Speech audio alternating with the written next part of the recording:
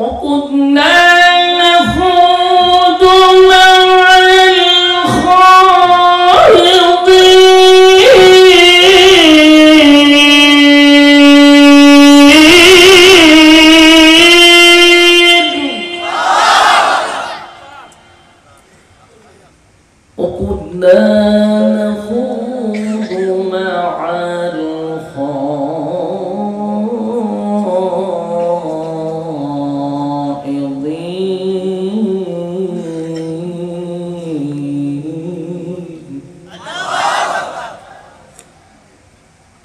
وكنا نكذب بيوم الدين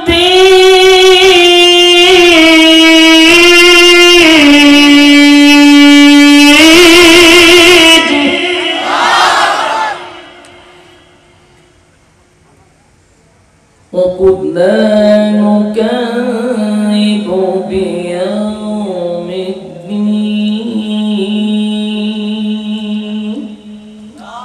حتى أتانا اليقين قالوا لم نك من المصلين জাহান্নামে আসার এক নম্বর কারণ হলো দুনিয়ার জমিনে একই সাথে তোমার সঙ্গে ব্যবসা করতাম, একই সাথে চাকরি করতাম, একই সাথে খেলাধুলা করতাম, কিন্তু ক্বালু লাম নাকু মিনাল মুসাল্লিন, দুনিয়ার জমিনে তুমি নামাজি ছিলা, মুসল্লি ছিলা, আমি মুসল্লি ছিলাম না। ক্বালু লাম নাকু মিনাল মুসাল্লিন, দুনিয়ার জমিনে নামাজি না হওয়ার কারণে জাহান্নামে আসার এক নাম্বার কারণ। সিরাজগঞ্জের বাপ, জাহান্নামে যাওয়ার এক নাম্বার কারণ নামাজ। এই নামাজ এত গুরুত্বপূর্ণ, এত গুরুত্বপূর্ণ, কিয়ামতের মাঠে সর্বপ্রথম যে হিসাব হবে সেটা নামাজে। কথা কয় না? একটা নামাজ, আল্লাহর নবী বলেন নামাজের জন্য আমি নিজেও রক্তাক্ত হয়েছি, অথচ ওয়াজ নসিহতের জন্য রক্তাক্ত হয় না। আমাদের দেশে ওয়াজ করা সহজ। কথা হয় না? ওয়াজ করা সহজ, বক্তায় ওয়াজ করে, সবাই ওয়াজ করতে পারেন, ওয়াজ করা একবারে সহজ। কথা হয় না? কিন্তু ওয়াজ অনুযায়ী আমল করা বড় কঠিন। ওয়াজ করা সহজ কিন্তু আমল পাওয়া যায় না। এই জন্য আমি বলবো শুধু ওয়াজ শুনলেই হবে না, আমল দরকার আছে। কথা হয় না? সারা রাত ওয়াজ শুনলাম, কিন্তু ওয়াজ শুনা খুব ভালো লাগছে, চোখের পানি ফালাইয়া বাড়ি দিলাম, পরের দিন আবার যাইছি, মসজিদে নামাজও নাই, লাভ হইল নি? জাহান্নামীরা বলেন আমরা জাহান্নামে আসছি একমাত্র নামাজের কারণে। এই জন্য যুবক ভাইরা, নামাজ যেহেতু জাহান্নামে যাওয়ার প্রথম নাম্বার হিসাব হবে নামাজের, তাই আমাদের গুরুত্ব দেওয়ার দরকার আছে না নাই? আল্লাহর হাবিব দুনিয়া থেকে যেদিন বিদায় হয়ে যাবেন, ফাতেমার কথা কিন্তু বলে নাই, আলীর কথা বলে নাই, আবু বকরের কথা বলে নাই, নিজের মেয়ে ফাতেমার কথাও বলে নাই। মৃত্যুর আগ পর্যন্ত উম্মতকে নামাজের আদেশ করে গেছেন। সুবহানাল্লাহ, নামাজের আদেশ করছেন। পয়গম্বর মৃত্যুর আগে যখন ওনার মাথা ব্যথা শুরু হয়ে গেল, অসুস্থ হয়ে গেছে, মাথা তুলতে পারে না, সারা শরীরে নবীর কম্পন সৃষ্টি হয়েছে। মসজিদে নববীতে সাহাবায়ে কেরামরা নামাজের জন্য অপেক্ষায় ছিল, পয়গম্বরের ইমামতিতে তারা নামাজ পড়বে। সাহাবীরা পাগল পাগল হয়ে যেত নবীর পিছনে নামাজ পড়ার জন্য, ইমামতি তো করতো পয়গম্বর। কিন্তু যখন ফজরের সময় সবাই দাঁড়ায় আছে, পয়গম্বর এখনো মসজিদে নববীর ভিতরে ঢুকে না। নামাজের অর্থ চলে যায়, কিন্তু সাহাবীরা নবীর দিকে তাকায়, নবী তো আসে না। সাহাবায়ে কেরাম অপেক্ষা করতে করতে নামাজের টাইম চলে যাবে। এই জন্য খলিফাতুল মুসলিমিন হযরত আবু বকর মসজিদের মিম্বরে গিয়া দাঁড়ায় গেলেন নামাজের জন্য। যেই মাত্র নামাজে দাঁড়াইছেন সাহাবায়ে কেরামরা কান্নার রোল ফালায়া দিছে, কান্না শুরু করে দিছে। বুঝতে পেরেছে আর কোনদিন পয়গম্বরের পিছনে নামাজ পড়ার হবে না। যেহেতু পয়গম্বরের জায়গায় আবু বকর ইমামতির মধ্যে দাঁড়ায় গেছে, বুঝা গেল রে পয়গম্বর আর নামাজে দাঁড়াবে না, আর কোনদিন নবীর পিছনে নামাজ পড়তে পারবো না। নামাজ শুরু হয়ে গেল, পয়গম্বর মসজিদে নববীর ভিতরে ঢুকতে পারলো না। পাশে ছিল আম্মা জান আয়েশা, ডাক দিয়া বলেন, আয়েশা আমার বুকে ব্যথা, মাথায় ব্যথা, আমি উঠতে পারি না। মসজিদে নববীর মধ্যে কি নামাজ শুরু হয়ে গেছে? আয়েশা বলেন, নবীজি মসজিদে নববীর মধ্যে নামাজ শুরু হয়ে গেছে আমার আব্বার ইমামতিতে। আল্লাহর নবী বলেন, আয়েশা আমার মাথাটা একটু উঁচু করে ধরো, আমি মসজিদে নববীর দিকে তাকায়া দেখতেছি। আল্লাহর পয়গম্বরের মাথা মুবারকটা উঁচু করে ধরলেন। নবীজি মসজিদে নববীর দৃশ্য দেখতেছিলেন, নামাজের দৃশ্য। নামাজের দৃশ্য দেখে নবী মুস্কি হাসি দিলেন, কিন্তু চোখ বেবে, গাল বেবে নবীর চোখের পানি পড়তেছিল। আম্মা জান আয়েশা বলেন, হাবিব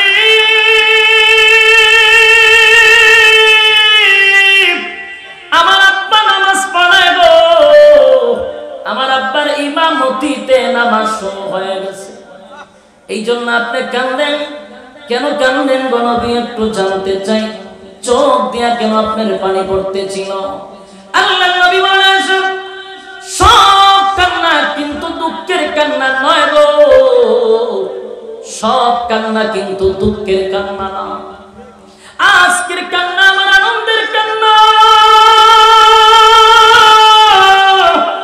আজকের কান্না আমার আনন্দের কান্না, আনন্দের কান্না, আনন্দের কান্না। কারণ 13টা বছর মক্কা নগরীতে আমার বেঈমানের বাচ্চাগুলি মারছে এই নামাজ কায়েম করতে গিয়া। আমি নামাজ কায়েম করতে গেলে আমারে তারা মারছে, সেজদায় গেলে আমার পিঠের উপরে নারী বুড়ি বেঈমানরা রাখছে। নাউজুবিল্লাহ বাড়ি দিয়া আল্লাহর পয়গম্বর সেজদায় গেলে আবু জাহিল, আবু লাহাব, উতবা, উতাইবা নবীর পিঠের উপরে উটের নারী বুড়ি রেখে দিত। ফাতেমা তখন ছোট ছিল, দৌড়াইয়া গিয়া বাবার পিঠ থেকে নারী বুড়ি সরাইয়া দিত আর কান্ত আর বলতো, রে মক্কার মানুষ বল আমার আব্বার কি অপরাধ, কিসের জন্য আমার আব্বার উপরে নির্যাতন করস? আল্লাহর পয়গম্বর বলেন, আমি নামাজ কায়েম করতে গিয়া আমার গলার মধ্যে গামছা বাইদা টানছে, আমি নামাজের দাওয়াত দিতে গিয়া পাথরের ঢিল খাইছি, রক্তাক্ত হইছি, দাঙ্গাল মাংসি। এত কষ্টের পরে আমার সাহাবীরা মসজিদে নববীর মধ্যে নামাজের জামাতে আবু বকরের ইমামতিতে নামাজ পড়ে গো। আজকে আমার এই আনন্দ আমি কোথায় রাখবো? এই জন্য আমি আনন্দে চোখের পানি ছেড়ে দিছি।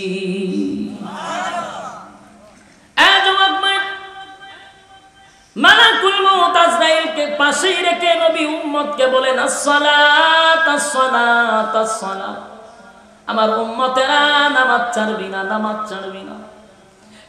যুবক ভাই, সারা বাংলাদেশে ওয়াজ নসিহত কম হয় না, প্রচুর ওয়াজ নসিহত হয়। বলুন তো দেখি, ওয়াজ নসিহতের দ্বারা 4 পয়সার কোনো ফায়দা হইছে? কথা হয় না, আমার কথা ওয়াজ দেয়। যে পরিমাণ ওয়াজ মাহফিল হয়, কেন ফায়দা হয় না? যিনি ওয়াজ করে ওনার আমল নেই, ঠিক নেই। এই জন্য আমাদের মেইন কথা হবে, ওয়াজ শোনা ফরজ নয়। এখন এত রাত পর্যন্ত ওয়াজ শোনার দরকার নাই, অল্প ওয়াজ শুনবো, কিন্তু আসল ফরজ আমার আদায় করার দরকার আছে না নাই? ফরজ কোনদিন নফলের সমান হয় না। 1000 নয়, কয়েক লক্ষ নফল এক জায়গায় রাখলো, 1 ওয়াক্ত ফরজের সমান হবে না। কথা হয় না? তাই আমি বললাম, ফি জান্নাতি ইয়াতাসালুন, জান্নাতীরা জাহান্নামীদেরকে বলবে, ও জাহান্নামীরা কেন জাহান্নামে আসছো? জাহান্নামীরা ফি জান্নাতি ইয়াতাসালুন আনিল মুজরিমিনা মা সালাকাকুম ফি সাকার। জাহান্নামীরা বলবে, জাহান্নামে আসার এক নম্বর কারণ হলো ক্বালু লাম নাকু মিনাল মুসাল্লিন, দুনিয়ার জমিনে আমরা মুসল্লি ছিলাম না, নামাজ না পড়ার কারণে আজকে আমরা জাহান্নামে আসছি। তাহলে এক নম্বর কারণ কি? আরো জোরে, নামাজ না পড়া। দুই নাম্বার কারণ হলো ওয়ালাম নাকুনু তুইমুল মিসকিন। দুই নাম্বার কারণ হলো অভাবীদেরকে খাবার দিতাম না, অভাবীদেরকে খাবার দিতাম না। আমি 3 বেলা পেট ভরে খাবার খাইছি, আমার পাশের বাড়ির মানুষটা খাইলো কি খাইলো না একবারও খবর নিলাম না। আমি ঠিকই খাইলাম, কিন্তু আমার পাশের বাড়ির মানুষটা খাইলো কি তার খবর নিলাম না। অথবা এতিমের মাল মাইরা খাওয়া। ওয়ালাম নাকুনু তুইমুল মিসকিন, মিসকিনের মাল যদি কেউ আত্মসাৎ করে, আমরা দেশে করে নেই, আপনারা সিরাজগঞ্জে নাই, সিরাজগঞ্জের কথা বলি না, আমি মেহমান আসছি, আপনারা দোষারোপ করতে চাই না। কিন্তু আমি জানি সরকার যদি 10 বস্তা চাল দেয় গরিবরে, দেখা যায় 9 বস্তা তার খাটের নিচে ঢুকে, 1 বস্তা বিলীন করে।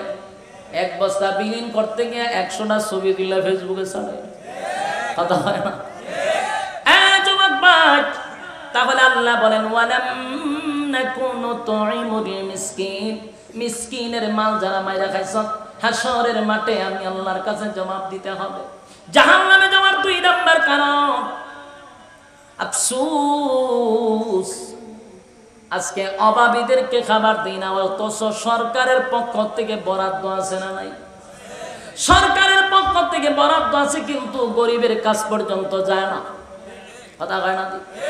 গরিবের কাছ পর্যন্ত যায় না। যদি 10 লিটার তেল দেওয়া হয় তাহলে সবগুলা খাটার নিচে নিয়ে রাখে।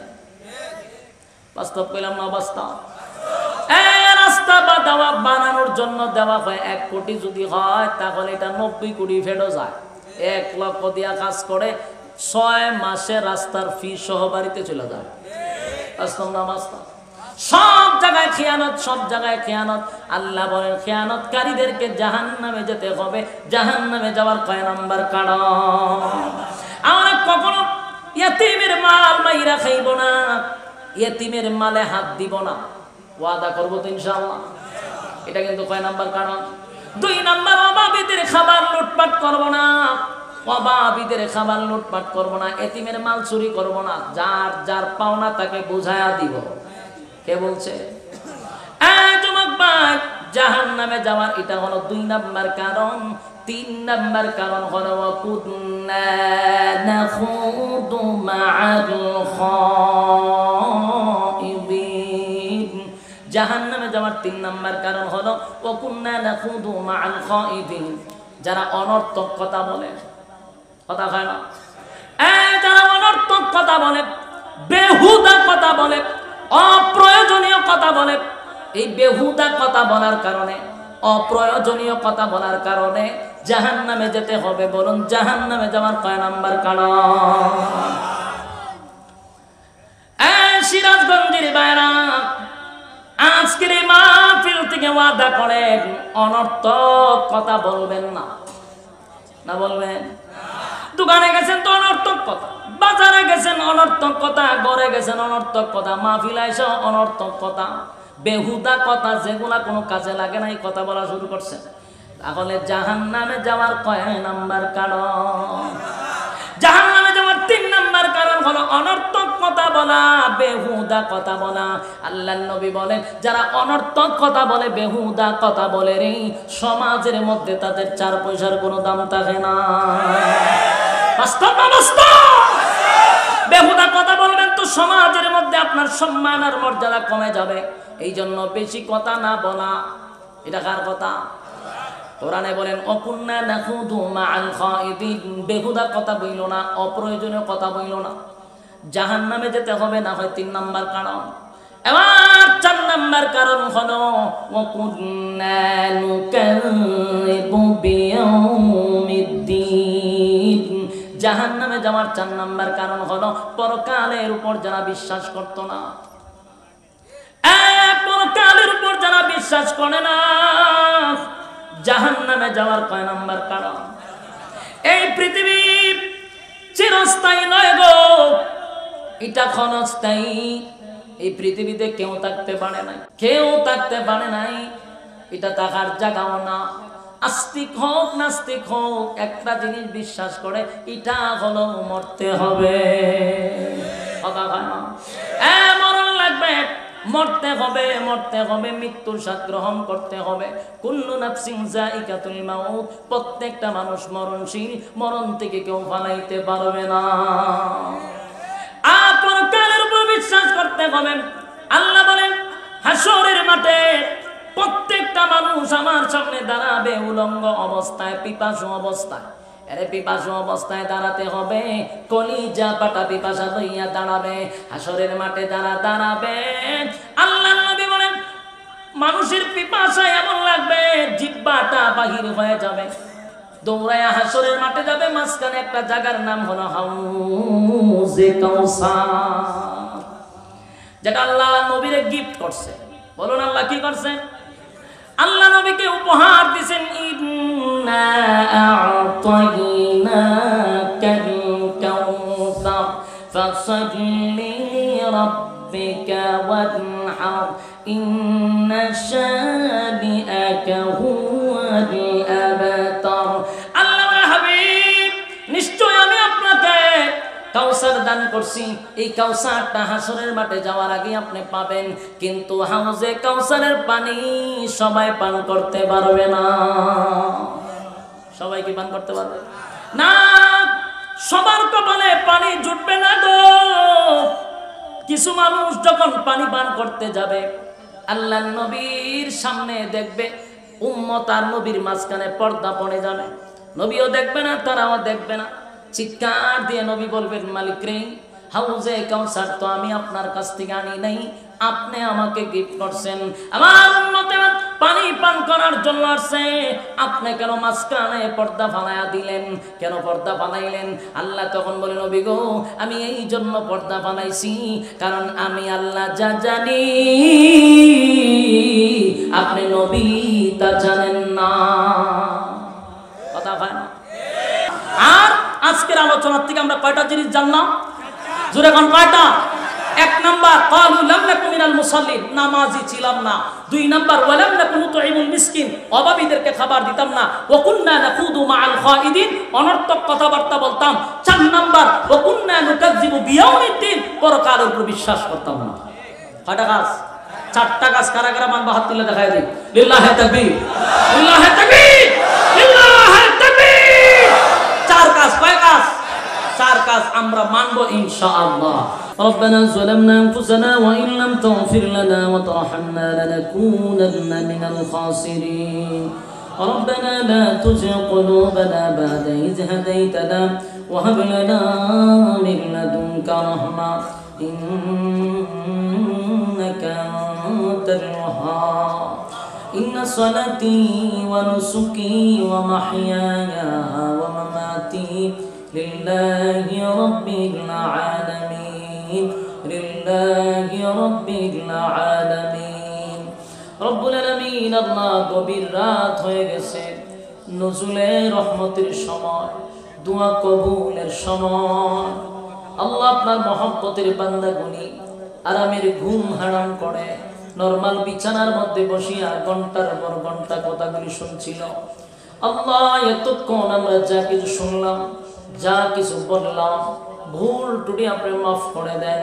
সওয়াবের হাদিয়া কোটি গুণ বাড়াইয়া বিশ্ব নবীর রওজা মুবারকে পৌঁছায়া দেন। বাবা আদম থেকে লইয়া আজকে পর্যন্ত যত মুসলমান নরনারী কবরের সহিত প্রত্যেকের রহে পৌঁছায়া দেন। আল্লাহ আমরা যারা হাত বাড়াইছি, আল্লাহ আমাদের মধ্যে অনেকের মা নাই, বাবা নাই, দাদা নাই, দাদি নাই, নানা নাই, নানি নাই, শ্বশুর নাই, শাশুড়ি নাই, মহব্বতের মানুষ অনেকে অন্ধকার কবরে চলে গেছে। আল্লাহ জানি না কোন অবস্থায় কোন হালতে আছে, মেহেরবানি করে আজকের সওয়াবের হাদিয়া তাদের কবরে পৌঁছায়া দেন। বিশেষ করে আব্বা আম্মা যাদের নাই, আল্লাহ আমাদের আব্বা আম্মার কবরটারে জান্নাতের বাগান বানায়া দেন। رب ارحمهما كما ربياني صغيرا। ছোটবেলা আব্বা আম্মা যেভাবে আমাদেরকে লালন পালন করছে আপনি তাদেরকে কুদরতিভাবে লালন পালন করেন। আল্লাহ যারা বেঁচে আছে হায়াতে তয়্যিবা দান করেন, আল্লাহ সুস্থতার জিন্দেগি দান করেন রব্বুল আলামিন। বিশেষ করে আমরা যারা হাত বাড়াইছি এই মজলিসে সাদা সাদা দাড়িওয়ালা মুরব্বিরা হাত বাড়াইছে, হাজী সাহেবরা হাত বাড়াইছে, আল্লাহ ছোট ছোট মাসুম বাচ্চারা হাত বাড়াইছে, হাফিজুল কোরআনরা হাত বাড়াইছে, তালবে ইলমরা হাত বাড়াইছে, জাতির শ্রেষ্ঠ সন্তান হযরত উলামায়ে কেরাম হাত বাড়াইছে। আমি গুনাহগার মুসাফির হালতে দুইটা হাত বাড়াইছি। মেহেরবানি করে আমাদের জীবনের সগীরা কবিরা গুনাহগুলি মাফ করে দেন। বাকি জিন্দেগি ইহদিনাস সিরাতাল মুস্তাকিম, সঠিক সরল রাস্তার উপরে চলার তৌফিক দেন। যেমনে চললে আপনি খুশি ওইভাবে জীবনটাকে পরিচালনা করার তৌফিক দেন। আল্লাহ যতদিন বাঁচায় রাখেন আপনার হুকুম রাসূলের তরিকা অনুযায়ী চলার তৌফিক দেন। যেমনে চললে আপনি মালিক আমাদের প্রতি খুশি ওইভাবে চলার তৌফিক দেন।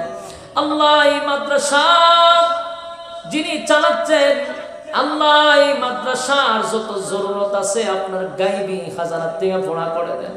মাদ্রাসার ছাত্র শিক্ষকদেরকে কবুল করেন। আল্লাহ 3 জন মেয়ে হাফেজা আল্লাহ তাদেরকে আপনি কবুল করেন।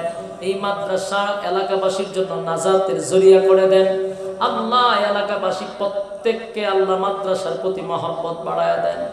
মাদ্রাসার যত জরুরত গায়বী খাজানার থেকে পূর্ণ করেন। আল্লাহ শেষ দরখাস্ত, আমরা এতক্ষণ যা বললাম যা শুনলাম, বলনেওয়ালা কেউ আমল করার তৌফিক দেন, শুনলেওয়ালা কেউ আমল করার তৌফিক দেন রব্বুল আলামিন। শেষ দরখাস্ত, নবীজির জুতার দুলার বরকতে দোয়ারে কবুল করেন, নবীজির জুতার দুলার বরকতে দোয়ারে কবুল করেন। সুবহানা রাব্বিকা রাব্বিল ইজ্জাতি আম্মা ইয়াসিফুন ওয়া সালামুন আলাল মুরসালিন ওয়ালহামদুলিল্লাহি রাব্বিল আলামিন।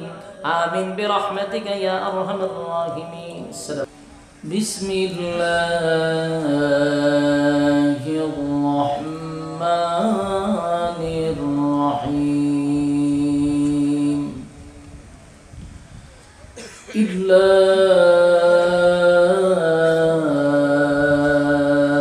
أصحاب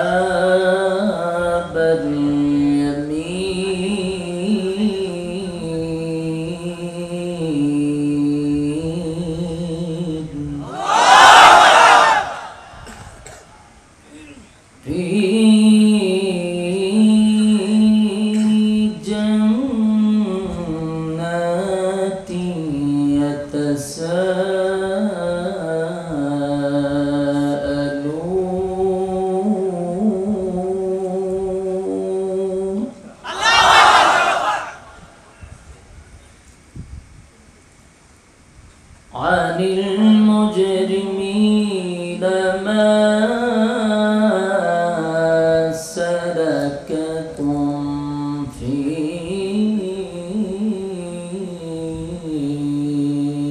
سقر.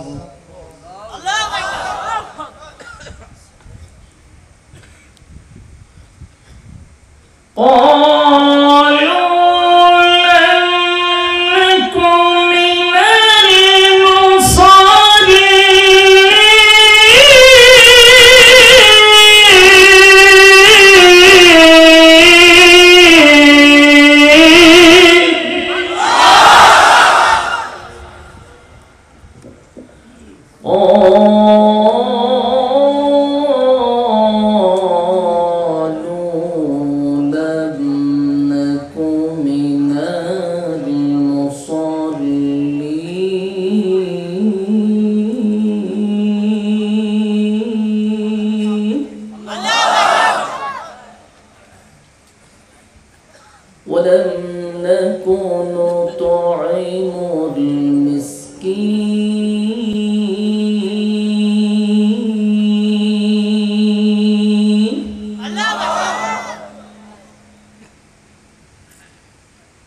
وكنا نخوض مع الخائضين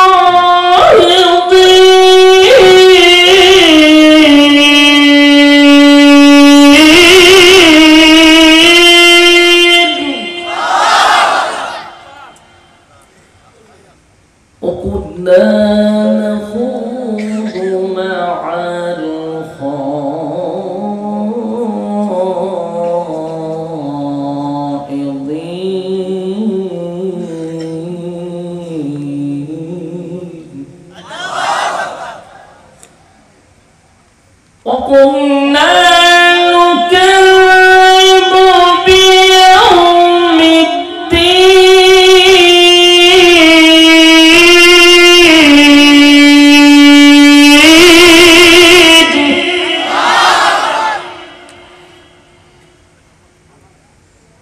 وكنا نكذب بيوم الدين حتى أتانا اليقين صدق الله العظيم. درود شريف পড়েন اللهم صل على محمد وعلى آل محمد كما صليت على إبراهيم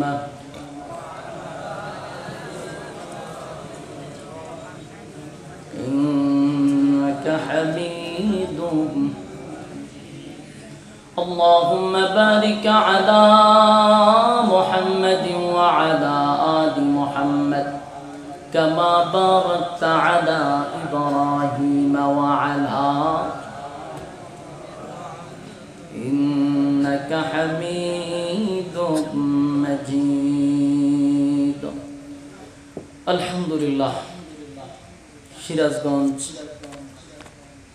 চড়িয়াখান্দিপাড়া দারুস সালাম সালেহাতুন নিসা মহিলা মাদ্রাসা ও কওমি মাদ্রাসার উন্নয়ন কল্পে আয়োজিত আজকের এই বার্ষিক ওয়াজ ও দোয়ার মাহফিলের সম্মানিত আজকের যিনি সভাপতি, প্রধান অতিথি, বিশেষ অতিথিবৃন্দ, মুআজ্জাজ মুকাররম হযরত উলামায়ে কেরাম, উপস্থিত তরুণ যুবক ভাই, মুরব্বিয়ান আযম, আওয়াজ যতটুকু দূরে যায় অবস্থানরত পর্দানিশী মা ও বোনেরা, সকলকে আমার অন্তরস্থল থেকে জ্ঞাপন করছি মোবারক সবটুকুন শুকরিয়া আল্লাহ সুবহান মহিয়ান বরিয়ান সর্বশক্তিমান আল্লাহ পাকের জন্য, যিনি আমাদেরকে সুস্থ অবস্থায় দ্বীনি এক মজলিসে উলামায়ে কেরামদের সহবতে আসার এবং বসার যে সুযোগটুকু রব্বে কারীম আমাদেরকে করে দিয়েছেন, এজন্য শুকরিয়া আদায় করছি আলহামদুলিল্লাহ।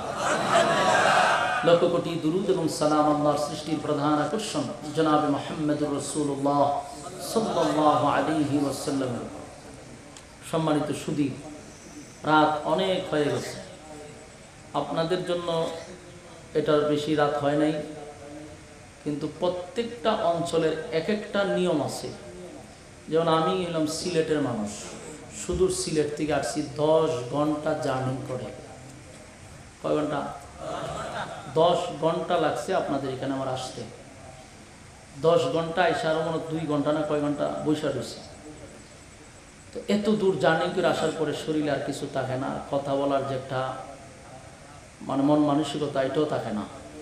এরপরে আগামীকালকে আবার হলো গিয়া ফিরগঞ্জে আপনাদের। তো আমরা রানিং অনেক দূরে, সুতরাং লম্বা রাত করে বয়ান করা আমার তবিয়তও নেই। আমি রাখার সময় যদি উনি বলতো যে আপনাকে এত রাত পড়ে দিব, আমি হয়তো আপনাদের এখানে আসতাম না, কারণ এটা আমার সিস্টেমে নাই। এত রাত পর্যন্ত ওয়াজ, এরপরে মানুষ ঘুমাইব কোন সময়, ফজর নামাজ পড়বো কোন সময়। তো আমরাও এত রাত করে বয়ান শেষ করে গন্তব্য গিয়া দেখা যায় রাত্রে আর ঘুম হয় না। এই জন্য এটার পক্ষে আমি না, এত রাত পর্যন্ত কথা বলা, সর্বোচ্চ 11:30টার ভিতরে মোনাজাত দেওয়া, এটাই সিস্টেম। মানুষ ওয়াজটা শুনে গিয়ে ঘুমাইলো, ফজর উঠলো। যাই হোক, এরপর আপনারা মৌমাছির মতো বসে আছেন কথাগুলি শ্রবণ করার জন্য। লম্বা সময় দেওয়ার আমার কাছে সুযোগ নাই, কারণ আমি আপনাদের এখানে প্রায় 9:15টার মধ্যে আমি চলে আসছিলাম। এতক্ষণ পর্যন্ত আমি বসছি। এখন আমি একটা মেহমান আসার পর আপনি বসায় রাখবেন না, শোয়ায় রাখবেন না, দাঁড় করায় রাখবেন না, আপনাদের ব্যক্তিগত ব্যাপার। বাকি আমার যতটুকু সময় দেওয়ার কথা ছিল এর চেয়ে বেশি আমি দিয়া লেছি। এখন শুধু মোনাজাতের বাকি রয়েছে। এই জন্যই আমি ডাক্তার সাহেবকে বলছিলাম যে আর বাকি রেখে লাভ কেমন ওয়াজ শেষ করে দেন, আমি ফাঁকে দিয়ে মোনাজাতটা দিয়ে দিই। উনি তো ছেড়ে দিল, নাহলে আমি মোনাজাত দিয়ে চলে যেতাম। এরপর আপনারা যেহেতু বলছেন, অল্প সময় আমি আপনাদের সামনে যে আয়াতি কারিমাগুলো তেলাওয়াত করছি, এই আয়াতগুলি আল্লাহ রাব্বুল আলামিন আয়াতের ভিতরে কি বলতে চাচ্ছেন এবং কি বুঝাইতে চাচ্ছেন, এই বিষয়গুলো আমরা একটু মনোযোগ সহকারে শুনব। এবং 4টা বিষয় আছে এই আয়াতগুলির মধ্যে। এই 4টা বিষয় আমরা যদি আজকের এই মাহফিলে মনে রাখি তাহলে 4 কারণে আমাদের আর জাহান্নামে যেতে হবে না। বলুন কয় কারণে? 4 কারণে জাহান্নামে যেতে হবে না। আর এই কথাগুলি জাহান্নামীদের কথা, জাহান্নামীরাই বলবে যে আমরা 4 কারণে জাহান্নামে আসছি। যেই কারণে তারা জাহান্নামে আসছে এই কাজগুলো যদি আমরা না করি তাহলে আর 4 কারণে জাহান্নামে যেতে হবে না। তাহলে কত মনোযোগ সহকারে শোনা দরকার। আল্লাহ রাব্বুল আলামিন, আপনারা এটা জানেন যে এই আয়াতের শেষ অংশে আল্লাহ বলেন যে প্রথম অংশে আল্লাহ বলেন ইল্লা আসহাবাল ইয়ামিন। এখানে আসহাবে ইয়ামিন একটা দল আছে। আর শেষে বলেন ফি জান্নাতি ইয়াতাসাআলুন আনিল মুজরিমিনা মা সালাকুম ফি সাকার ক্বালু লাম নাকু মিনাল মুসাল্লিন ওয়া লাম নাকু নুতঈমুল মিসকিন ওয়া কুননা নাখুদু মাআল খাইদিন ওয়া কুননা নুকাজ্জিবু বিয়াউমিদ্দিন। এই যে ওয়া কুননা নুকাজ্জিবু বিয়াউমিদ্দিন এর অর্থ হলো পরকালের উপর বিশ্বাস না করা। যারা পরকালের উপর বিশ্বাস করতো না, তাহলে আমাদের সামনে পরকাল আছে না নাই? এই দুনিয়ায় কি শেষ না আর একটা জীবন আছে আমাদের? এটা ক্ষণস্থায়ী, যেটা আছে এটা হলো চিরস্থায়ী। বাস্তব না বাস্তব? তাহলে চিরস্থায়ী জীবনে, এই ক্ষণস্থায়ী জীবনে যা করছি তার প্রতিটা কাজের পাই পাই করে হিসাব দিতে হবে। আপনার সময় কোন কাজে কাটাইছেন এর পুরাটা এ টু জেড আল্লাহর কাছে হিসাব দিতে হবে। আল্লাহ বলেন আমি হিসাবের মাঠ কায়েম করব। সেদিন আল্লাহ নিজে বিচারক হবেন এবং আমাদের বিচার করবেন, এবং উনি যে বিচার করবেন এটা ইনসাফের বিচার করবেন না বেইনসাফি? ইনসাফের বিচার করবেন। আল্লাহ বলেন আমি যখন ইনসাফের বিচার করব পৃথিবীর সব বেইনসাফি বিচারক ধরা পড়ে যাবে। তো সেদিন আল্লাহ রাব্বুল আলামিন বলেন ইল্লা আসহাবাল ইয়ামিন, একদলকে আমি বিনা হিসাবেই জান্নাত দিব। একদলকে বিনা হিসাবেই জান্নাত দিব। তো জান্নাতে যারা যাবে চিরস্থায়ী, তাদের জন্য সুখ শান্তির আর অভাব নাই। আরেকটা দল যারা জাহান্নামে যাবে, তো একদল জান্নাতি আর একদল জাহান্নামে। তো জান্নাতে যারা যাবে তারা তো নাজ নিয়ামত পাবে। তো একটা পর্যায়ে আল্লাহ তাদেরকে যে নিয়ামতগুলি দিবে, যে সর্বনিম্ন একটা জান্নাতিকে এই পৃথিবীর 10 পৃথিবীর সমান রাজত্ব দিবে। সুবহানাল্লাহ। তো সব পাওয়ার পরেও জান্নাতি আল্লাহকে বলবে যে আল্লাহ জান্নাতে আসলাম, নাজ নিয়ামত পাইলাম, কিন্তু দুনিয়াতে আমার কিছু বন্ধু বান্ধব ছিল যাদের সঙ্গে চলাফেরা করছি, ব্যবসা করছি, চাকরি করছি, সব কিছু তাদের সাথে করলাম, কিন্তু জান্নাতে তাদের কোনো সন্ধান পাচ্ছি না। আল্লাহ বলেন তুমি জান্নাতি, আর যাদেরকে তালাশ করতেছো সে জাহান্নামে গেছে। তখন জান্নাতীরা বলবে আল্লাহ আমরা একটু জাহান্নামীদের সঙ্গে একটু কথা বলতে চাই। আল্লাহ বলেন তোমাকে জান্নাত দিছি, তাকে জাহান্নাম দিছি। তো জান্নাতীরা এরপরও বলল আল্লাহ আমি একটু কথা বলতে চাই। আল্লাহ রাব্বুল আলামিন এই আয়াতে বলেন ফি জান্নাতিন ইয়াতাসাআলুন আনিল মুজরিমিনা মা সালাকাকুম ফি সাকার। জান্নাতীরা জাহান্নামীদের সঙ্গে কথা বলবে এবং কথোপকথন হবে, তাদের সাথে একটা টকশুর মতো হবে, কথা হবে। তো জান্নাতীরা তখন জাহান্নামীদেরকে জিজ্ঞাসা করবে কোন কারণে জাহান্নামে আসছো। জান্নাতীরা জাহান্নামীদেরকে জিজ্ঞাসা করবে কেন জাহান্নামে আসছো, কোন কারণে জাহান্নামে আসছো। একই সাথেই তো ব্যবসা করতাম, একই সাথেই তো চাকরি করতাম, একই সাথেই তো খেলাধুলা করতাম, কিন্তু আজকে আমি জান্নাতি, তুমি জাহান্নামী কেন? কথা বুঝতেছেন? তখন জাহান্নামীরা ফি জান্নাতি ইয়াতাসাআলুন আনিল মুজরিমিনা মা সালাকাকুম ফি সাকার। সাকার নামক জাহান্নামীরা বলবে আমরা 4 কারণে জাহান্নামে আসছি। বলুন কয় কারণে? 4 কারণে জাহান্নামে আসছি। এই 4টা কারণ বলি আমি মোনাজাত দিয়ে দিব অল্প সময়। 4টা কারণে জাহান্নামে আসছি। তাহলে আমাদের আজকের এই ওয়াজের মূল কথা হলো 4টা। কয়টা? এটা মনোযোগ দিয়ে শুনলেই এনাফ, লম্বা দরকার নেই। তাহলে জাহান্নামীরা তখন উত্তর দেয় ক্বালু লাম নাকু মিনাল মুসাল্লিন।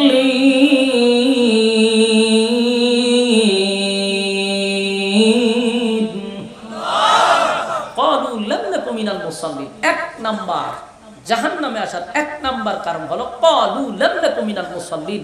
দুনিয়াতে তোমরা মুসল্লি ছিলে এই জন্য জান্নাতি, আমরা দুনিয়াতে মুসল্লি ছিলাম না এই জন্য জাহান্নামে।